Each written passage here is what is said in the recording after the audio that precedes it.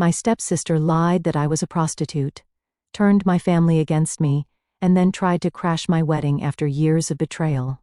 This all started when I was 17, and I had no idea that one family vacation would basically ruin my life. It sounds dramatic, but trust me, this isn't one of those situations where it's just a little sibling rivalry. This was the moment where my relationship with my family started to fall apart, thanks to my stepsister Leah. She was 14 at the time, and we had never really been close. I wouldn't say we hated each other before, but we just didn't vibe, you know? So we're on this family trip to a beach resort. It's supposed to be one of those nice, relaxing vacations, except for the fact that I'm forced to share a room with Leah. I didn't have a choice, and I wasn't thrilled about it, but I figured, whatever, I'll survive. I was wrong, big time. Leah had this attitude like she was better than everyone else. Maybe it's because she was the baby of the family, or maybe she was just like that, but either way, she was always the golden child in my dad and stepmom's eyes. Meanwhile, I was just there, not like the black sheep, more like the forgotten sheep. They didn't hate me, but they didn't really care either, you know the type. Anyway, after a couple of days of pretending to be civil, Leah and I had a huge argument. I don't even remember how it started. It was probably something stupid, like me borrowing her hairbrush without asking or her hogging the bathroom. But it escalated fast. Before I knew it, we were screaming at each other, and she threw a pillow at me like a 10-year-old having a tantrum. After that, she completely iced me out for the rest of the trip. Leah didn't say a word to me. No good morning, no pass the sunscreen, nothing. She literally acted like I didn't exist, and honestly, I was fine with that. I thought, cool, I don't have to deal with her. But the silence didn't stop when we got home. She kept ignoring me, like full-on pretending I wasn't there, and at first, it was just kind of weird. I figured she'd get over it after a while. I mean, she's 14, right? She can't stay mad forever. Wrong again. Things started getting really strange when she began spreading rumors about me. I didn't know it at the time, but apparently, Leah had been telling our stepmom and my dad that I was, get this, a drug addict and a prostitute. Yeah, you read that right. She said I was selling my body for money, and that I was hooked on drugs. And you know what the worst part is?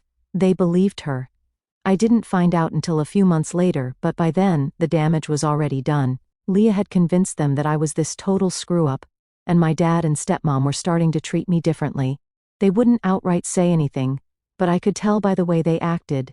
Distant, cold, judgy. My dad would barely look at me, and my stepmom started watching me like a hawk every time I left the house. At first, I had no idea why they were acting like that. I wasn't doing anything wrong. Yeah, I had smoked weed a couple of times at parties, but it wasn't like I was some drug addict. And I'd gone on a couple of dates, sure, but I wasn't doing anything remotely close to what Leah was accusing me of. But no matter how hard I tried to act normal, my parents were convinced I was this terrible, rebellious teenager. It all came to a head one night when my dad confronted me. I was just sitting in my room, minding my business, when he barged in and started yelling at me about how I was ruining the family and how I needed to get my life together. I had no idea what he was talking about, so I asked him, and that's when he dropped the bomb. He told me that Leah had confessed to seeing me sneaking out at night, meeting random guys, and doing drugs. My first reaction was to laugh because it sounded so ridiculous. Like, was he serious?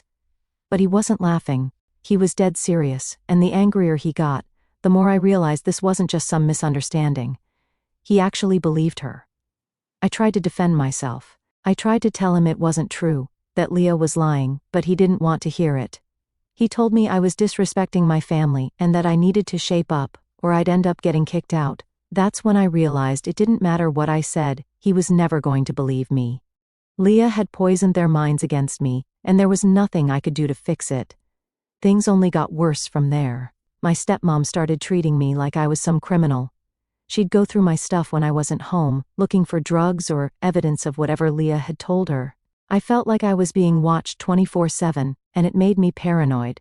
Every time I came home, I wondered if this was the day they'd finally kick me out. Leah, meanwhile, acted like nothing was wrong. She'd still ignore me, but every once in a while I'd catch her smirking at me, like she was proud of what she'd done. I couldn't believe it. I had no idea why she was doing this to me, but I knew one thing.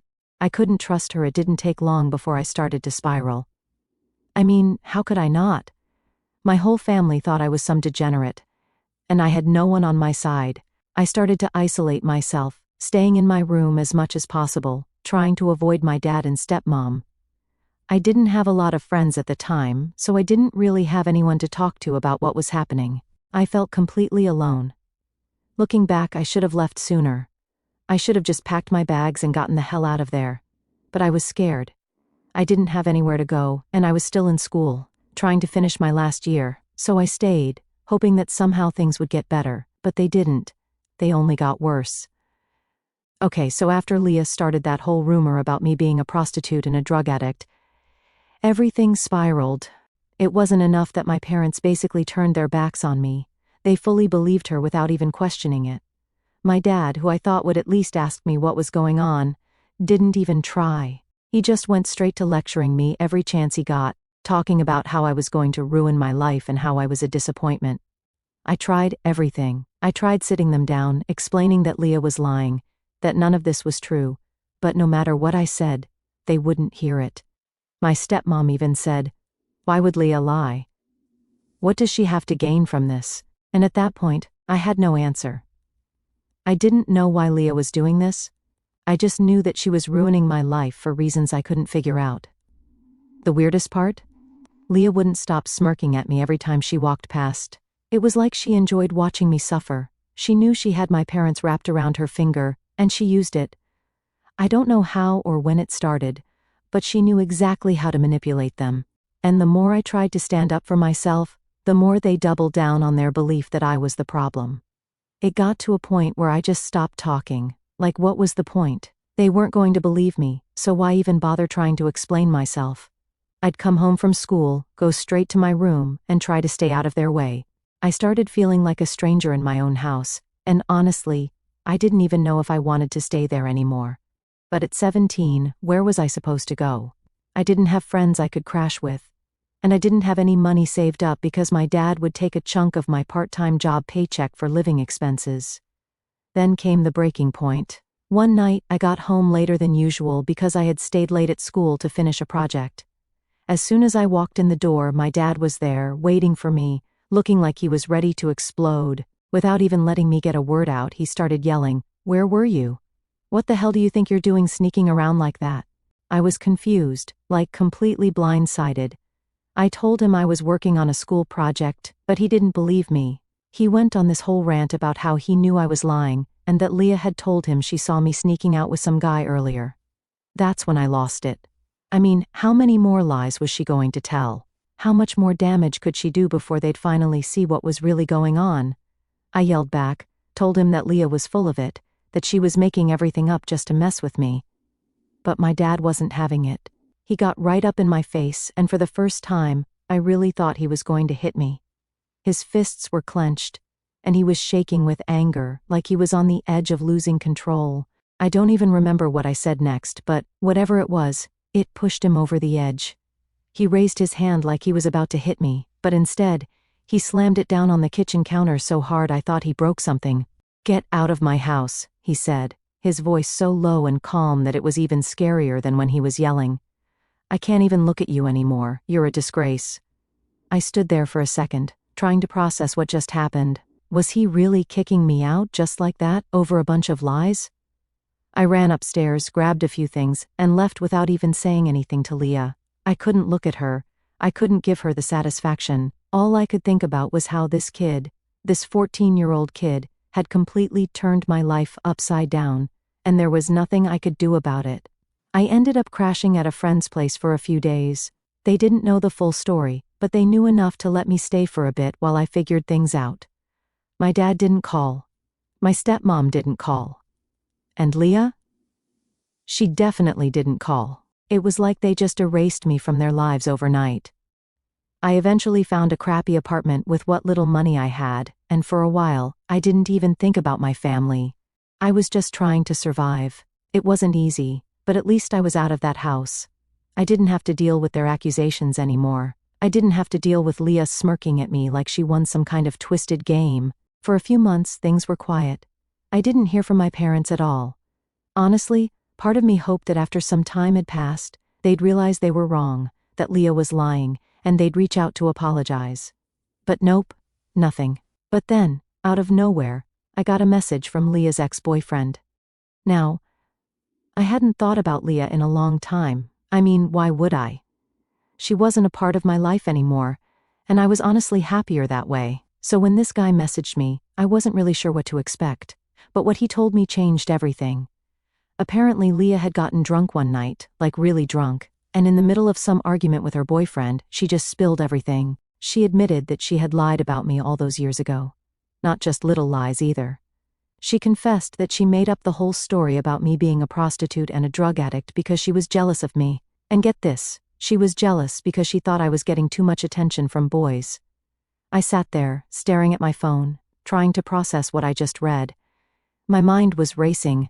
All that time, all those years of my life being destroyed, my family treating me like I was trash, all because Leah was jealous of some teenage crap? I didn't even know how to feel. Part of me wanted to laugh at how ridiculous it was. But mostly, I was just angry, like really angry. I thought back to all the times I tried to defend myself, all the times I begged my dad and stepmom to believe me, all the nights I cried in my room, feeling like my entire family had turned against me for something I didn't even do. And for what? Because Leah couldn't handle me getting attention? It was unreal. So now I had this confession, right? I had proof that Leah had been lying the whole time. Her ex-boyfriend even said he'd back me up if I wanted to confront her or tell my parents. But honestly, I didn't know what to do. Part of me wanted to run straight to my dad's house and throw it in their faces like, "See, I told you I wasn't lying." But another part of me was just tired. Tired of the whole situation, tired of trying to get them to see the truth when they clearly didn't care enough to figure it out on their own. I thought about it for a few days, trying to decide what to do. In the end, I didn't confront Leah. I didn't tell my parents. I didn't do anything. What would it change? Sure, I could show them the proof, and maybe they'd apologize. But would that really make up for everything they'd put me through? Would it bring back the years I lost? The answer was no. So I let it go. I blocked Leah's ex-boyfriend's number, deleted the message and moved on, or at least I tried to. The truth is, even though I didn't do anything with the confession, it still weighed on me. It felt like this giant piece of unfinished business that I couldn't just forget about. Every time I thought I was done with it, something would remind me of my family, and the anger would come rushing back. It's hard to explain, but it was like there was this part of me that still wanted justice, even though I knew I'd never get it. Around that time, I had started building a new life. I had a decent job, an apartment that wasn't great but was mine, and I had met someone. His name was Kyle, and he was everything I needed. He was kind, supportive, and most importantly, he didn't come with any of the baggage that my family did.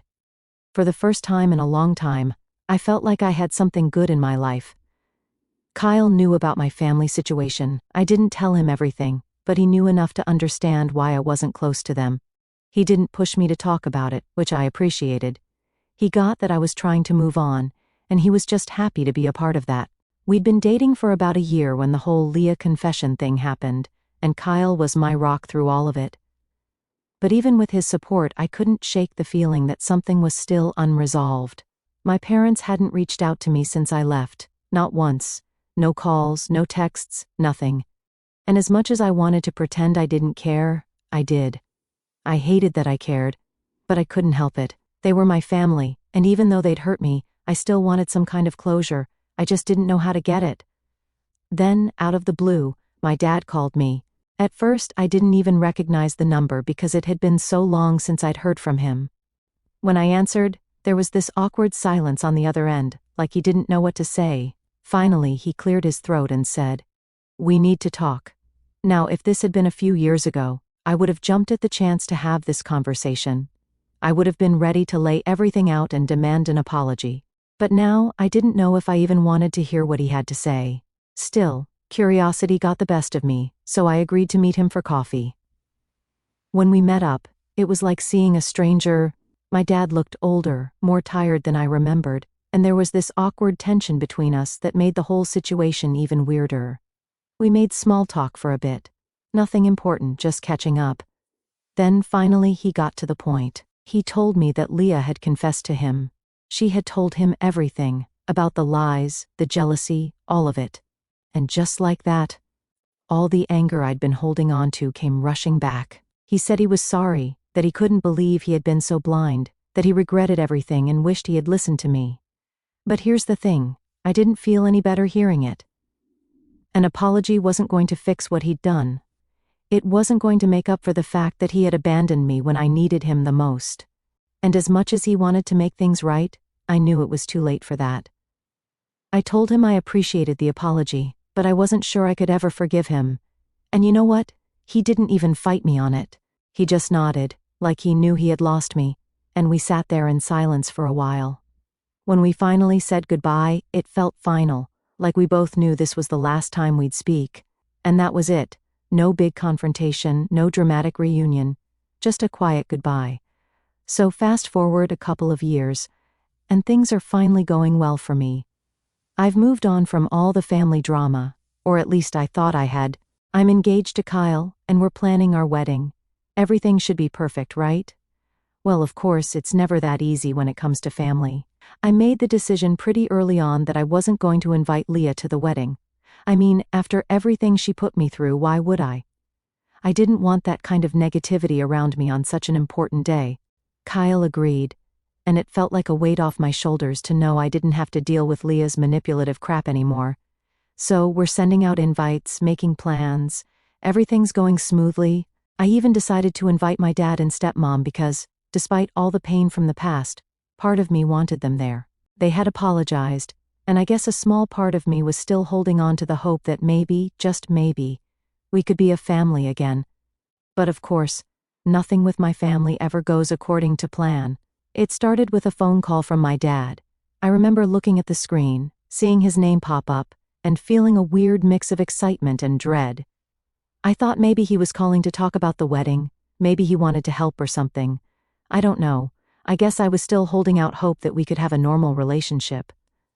Boy, was I wrong. "Hey," he said, his voice sounding weirdly stiff, like he was trying too hard to keep things casual. "We need to talk about the wedding." I immediately got this sinking feeling in my stomach.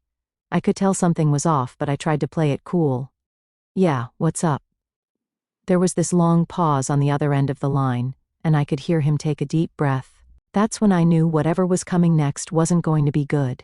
"Leah's been asking why she didn't get an invite," he said. I literally felt my whole body tense up. Of course, this was about Leah. It was always about Leah. "She's not invited," I said, trying to keep my voice steady. "I'm not having her at my wedding, Dad."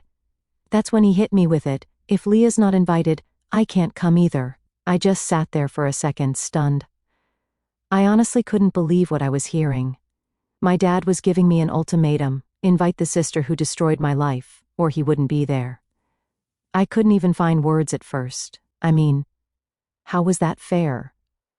I get that he didn't want to choose between his kids, but Leah wasn't just any sibling who I had a little falling out with. She literally ruined my entire relationship with my family, and he expected me to forgive her and have her at my wedding? No way. Are you serious right now? I finally managed to say. I could feel my voice shaking, and not from sadness, just pure anger. "You have to understand," he said, sounding way too calm for someone who just dropped a huge demand on his daughter. "Leah's really sorry. She's been trying to make things right." That's when I lost it. Trying to make things right? Are you kidding me? She ruined my life, Dad. She lied about me being a prostitute and a drug addict, and you believed her. And now you're saying I have to invite her to my wedding. Like none of that ever happened.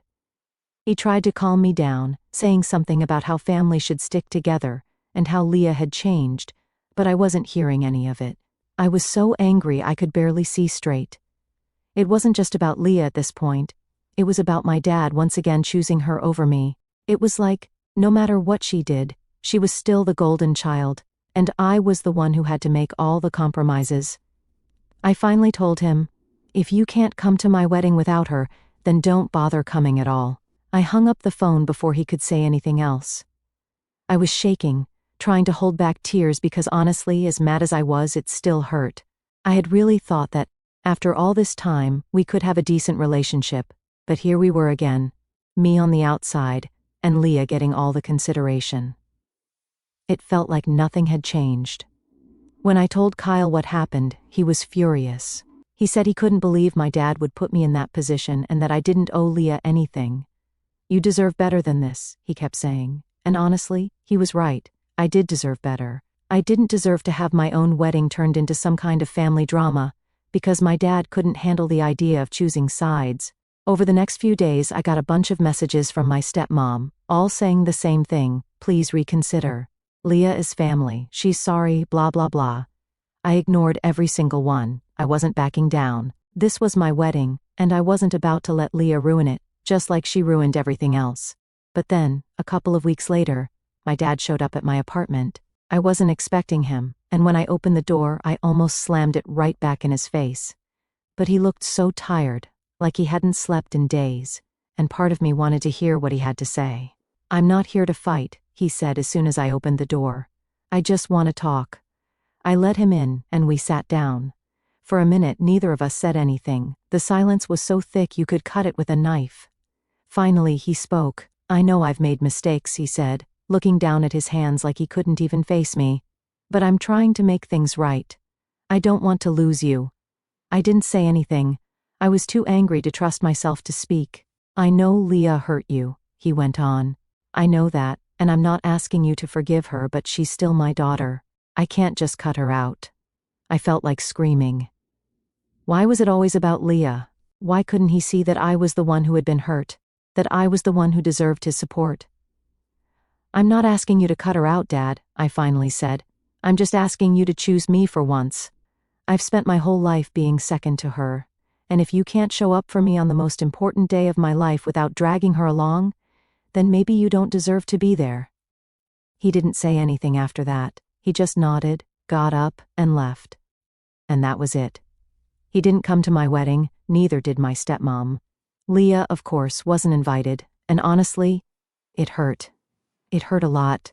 But at the same time, it felt like the first time in my life I had truly stood up for myself. The wedding day came and went, and let me tell you, it was the best day of my life. Even without my dad and stepmom there. I didn't think I'd feel that way, honestly. I thought not having them would put a dark cloud over the whole thing. But when I walked down the aisle with Kyle's brother, surrounded by people who actually cared about me, I realized something. I didn't need them. I'd spent so long trying to get my dad to choose me, to see my worth, but in that moment, I knew I was better off without his conditional love. Kyle looked amazing, and when I saw him standing at the altar, any stress or anger I had melted away. I wasn't thinking about Leah or my dad, or any of the drama that had consumed me for so long. I was just thinking about my future, and how I was finally free from all the baggage that came with my family. After the wedding, things were quiet for a while. I didn't hear from my dad, and honestly, I didn't expect to. He made his choice when he decided that Leah's feelings were more important than mine, and I wasn't about to chase after him. About a month after the wedding, I got a message from my stepmom. It was this long, rambling text about how they missed me and wanted to work things out. She went on about how Leah was sorry, and how I should just let it go for the sake of the family. I almost laughed when I read it. After everything that had happened, they still didn't get it. They still thought this was something that could just be swept under the rug. Like years of lies and manipulation were no big deal. Like I should just forgive Leah because she said she was sorry. But here's the thing, she never even said sorry to me. She never once reached out, never apologized, never even acknowledged the pain she caused, and they still expected me to just move on. I ignored the message at first. I didn't want to deal with it. I thought maybe if I just didn't respond, they'd get the hint and leave me alone. But a week later I got another one, this time from my dad. It was short and to the point. "We miss you. Let's talk." Part of me wanted to scream. Why was I always the one who had to fix things? Why was it on me to reach out and make peace when they were the ones who hurt me? I had given them chance after chance, and every time they had let me down. I was done being the one to make things right. I didn't want to talk. I didn't want to go back to pretending everything was fine when it wasn't. So I decided to cut them off completely. I blocked their numbers, deleted them from social media, and told myself that this was it. No more reaching out, no more second chances. It was hard at first because, deep down, I still wanted to believe that maybe, somehow, they would change. Maybe my dad would finally see that I deserved better.